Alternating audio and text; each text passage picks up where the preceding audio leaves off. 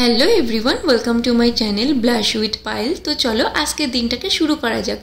आज के किन्तु आमरा प्राय 5:30 नागाद उठेছি, उठे किन्तु ताड़ाताड़ी करे स्नान करे रेडी হয়ে গেছি।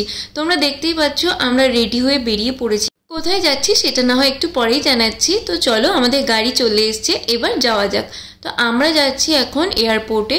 যেহেতু আমাদের বাড়ি থেকে এয়ারপোর্ট যেতে অনেকটাই টাইম লাগে, প্রায় 2 ঘন্টার কাছাকাছি, সেই জন্য কিন্তু আমরা হাতে টাইম রেখে বেরিয়েছিলাম। আর আমাদের ফ্লাইটের টাইম ছিল কিন্তু সকাল 11:20 নাগাদ। তো ওখানে গিয়ে সিকিউরিটি চেকিং করে লাগেজ চেকিং করে আমরা ভেতরে ঢুকে গেছি।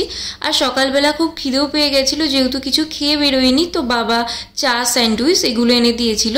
খাওয়া শেষ হতে না হতেই অ্যানাউন্স করতে লাগলো বোর্ডিংয়ের জন্য। তো সেই জন্য আমরা তাড়াতাড়ি করে খাওয়া শেষ করে চলে গেলাম। তারপর তো বাসে করে আমাদেরকে যেতে হয়েছিল ফ্লাইট পর্যন্ত। আর ফ্লাইটে কিন্তু উইন্ডো সিটে আমি বসেছিলাম। প্রায় 1.5 ঘন্টা আকাশে ওড়ার পর আমরা কিন্তু নেমে গেছি উড়িষ্যার বিজু পটনায়ক ইন্টারন্যাশনাল এয়ারপোর্টে। তো তোমরা হয়তো এবার অনেকে বুঝে গেছো আমরা কোথায় এসেছি, তাও আমি বলে দিই, আমরা ঘুরতে এসেছি পুরীতে। এয়ারপোর্টের বাইরেই কিন্তু আছে ট্যাক্সি স্ট্যান্ড, যেখানে কিন্তু সব ধরনের গাড়ি পাওয়া যায়। তো আমরা এই গাড়িটাতে উঠেছিলাম। আর এয়ারপোর্ট থেকে আমাদের হোটেলের ডিস্টেন্স ছিল 8 কিলোমিটার মতো, তাই আমাদের চার্জ করেছিল 400 টাকা মতো। আমরা যেহেতু বেশিক্ষণ টাইম ওয়েস্ট করতে চাইনি, তাই আর বার্গেনিং করিনি। তোমরা কিন্তু চাইলে বার্গেনিং করতেই পারো। তো এরপর তো আমরা হোটেলে এসে চেকিং করে ঢুকে যাই। আর আমাদের হোটেলটার নাম ছিল জিঞ্জার। একদিনের জন্য আমরা কিন্তু 2টো রুম বুক করেছিলাম। আর আমাদের একটা রুমের চার্জ পড়েছিল 2800 টাকা করে, উইথ ইনক্লুডিং ব্রেকফাস্ট। তো চলো এবার ছোট্ট করে তোমাদের সাথে একটা রুম ট্যুর শেয়ার করি। তো দেখতেই পাচ্ছ ছোট্টখাটোর মধ্যে কিন্তু খুবই সুন্দর রুমটা। আর এখান থেকে উইন্ডো দিয়ে কিন্তু পুরো রাস্তাটা দেখা যাচ্ছিল। সব থেকে বড় কথা ছিল যে হোটেলটা খুবই নিট অ্যান্ড ক্লিন ছিল, এতটা হাইজিন মেনটেন করেছে ওরা। তারাও কিন্তু এখানে ইলেকট্রিক কেটল, চা, কফি, চিনি সবই ছিল নিজেদের মতো করে চা করে খাওয়ার জন্য। তাছাড়া কিন্তু একটা ছোট রেফ্রিজারেটরও ছিল। দেন তারপর তো আমরা চলে আসি নিচে লাঞ্চ করার জন্য। যেহেতু মানডে ছিল, আর মানডের দিন আমরা সবাই নিরামিষ খাই, সেই জন্য আমরা কিন্তু ভেজ আইটেমই খেয়েছিলাম। তো খাওয়া দাওয়ার পর রুমে গিয়ে তাড়াতাড়ি করে আমরা রেডি হয়ে তখনই বেরিয়ে পড়ি, একটুও রেস্ট নেইনি, কারণ অলরেডি তখন 3টে বেজে গেছিলো। আর আমাদেরকে ঘুরতেও হতো ভুবনেশ্বরে যা যা ছিল সেই সব দেখার জন্য। তো সবার প্রথমে কিন্তু আমরা খণ্ডগিরিতে গেছিলাম, আর সেখান থেকে কিন্তু আমরা সব কিছু দেখা স্টার্ট করি।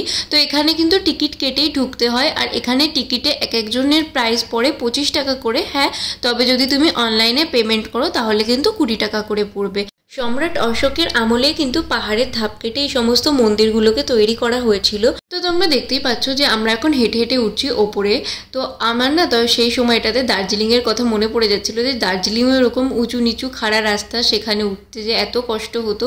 আর এদিকে মায়ের তো পায়ে ব্যথা হয়ে গেছিলো, সাথে আমারও খুব পা ব্যথা করছিল। খণ্ডগিরি মন্দিরে ওঠার পর তার অপোজিট দিকে দেখি উদয়গিরি মন্দির দেখা যাচ্ছে। আমরা আর সেখানে যাইনি, সেই জন্য আমি ওখান থেকে ভিডিওটা ক্যাপচার করে নিয়েছিলাম।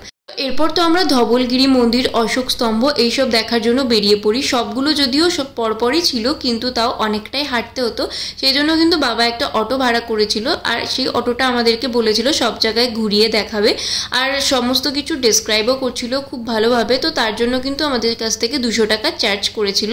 তো সবার প্রথমে কিন্তু আমরা গেছিলাম যেখানে অশোক স্তম্ভ আছে সেই জায়গাটাতে। बुद्धम शरणम गच्छामि।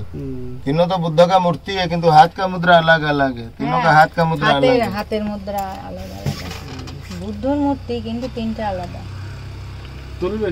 ওই যে দূরে ওই নদীটা দেখতে পাচ্ছ, ওটাই কিন্তু সেই নদী কলিঙ্গ যুদ্ধের সময় যখন অজস্র মানুষ মারা যায় আর তাদের রক্ত কিন্তু ভেসে আসে ওই নদীতে। আর ওই নদীর জলটা কিন্তু লাল হয়ে যায়। তো চলো এবার তোমাদেরকে দেখাবো ধবলগিরি মন্দির। আর এই মন্দিরটা না আমার দার্জিলিংয়ের পিচ পাগোডা মন্দিরের মতো লেগেছে। এই মন্দিরটাও কিন্তু খুবই সুন্দর, প্রতিটা দেওয়ালের গায়ে কিন্তু মূর্তি খোদাই করা আছে। আর এই যে এই জায়গাটা দেখতে পাচ্ছ না, এখানে দাঁড়ালে না পুরো শহরটাকে দেখা যাচ্ছিল। তো এরপর আমরা চলে আসি এক জায়গাতে, এই পাথরগুলো দেখতে পাচ্ছ, এখানে কিন্তু সম্রাট অশোক নিজের হাতে লিখে খোদাই করেছিলেন এই পাথরের ওপরটাতে। তো আমরা বেরিয়ে পড়ি লিঙ্গরাজ টেম্পলটা দেখার জন্য, বাট ওখানে ভিডিও করতে অ্যালাউ করেনি, তাই আর ভিডিও করতে পারিনি। আর এখানটাতে দেখো রথ সাজানো হচ্ছে। আমি যখন অনেকটাই ছোট ছিলাম তখন আমি আমার মা বাবার সাথে প্রথম আসি পুরীতে। তো সেই সময় কোনো কিছুই আমার মনে নেই। তো আবার এত বছর পর আসলাম মা বাবা ত্রিশিতের সাথে। এইবার তো আমি দারুণ মজা করে ঘুরেছি, অনেক ছবি তুলেছি। আজকের ব্লগটা এখানে, আজকের দিনটা আমাদের এভাবেই কাটলো। ব্লগটা ভালো লাগলে একটা লাইক করে দিও।